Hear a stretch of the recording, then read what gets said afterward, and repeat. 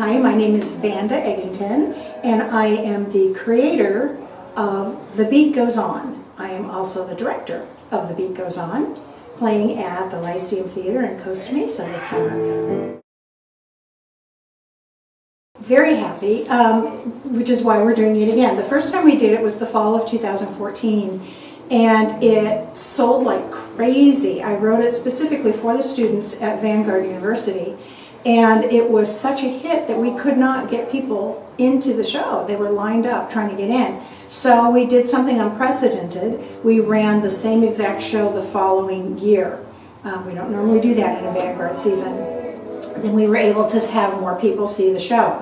Again, it was a huge success. So the artistic producing director of American Coast Theater Company, Susan Bercumpus, who is also the theater chair at Vanguard, we work in tandem, the professional company and the university, said, why don't we do it for our summer show for ACTC? So we're doing it this summer, so it's our third incarnation of it.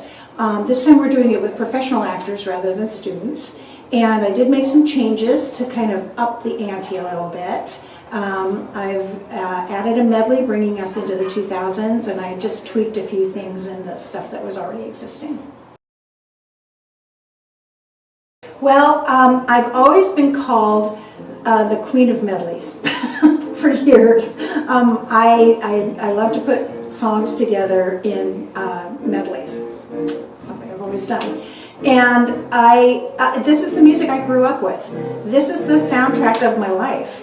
And so I wanted to put together a show that looked at the history of rock and roll. I had already co-created a show called Boomers that looked at the baby boom generation, and one called American Rhythm that looked at the, music in the entire 20th century, starting with Tin Pan Alley and going through the 20s and all the way. And so I wanted to do something with rock and roll music, something that was a little more personal to me musically. And so I thought, how fun to do that, starting at the 50s and going right up through and really highlighting rock and roll and how it has evolved, how it has changed through the years, but also how it kind of reflects us socially as a country. There are so many times where composers, especially in the 60s and 70s, became very socially conscious, and their music reflected that.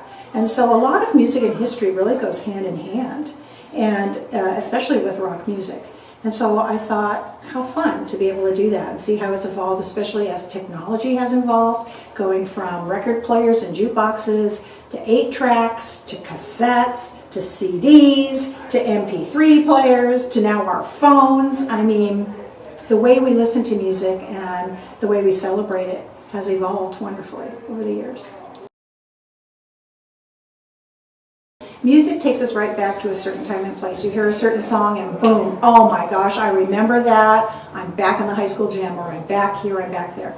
And so one of the things that was so unique about the 50s, 60s, and 70s is that we had common experience. We had 3 channels on our TV, we had certain radio stations we listened to, and that was it. So everybody watched All in the Family. Everybody listened to the same thing. Everybody experienced the news the same way. And so that common experience is something that is immediately nostalgic, because we all know what we're talking about when we talk about slot cars or Metrocal or things like that. We all remember that.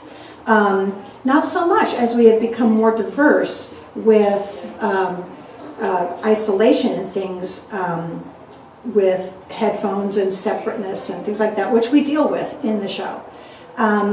And so I think that it kind of helps us celebrate the idea of community again, which we all long for.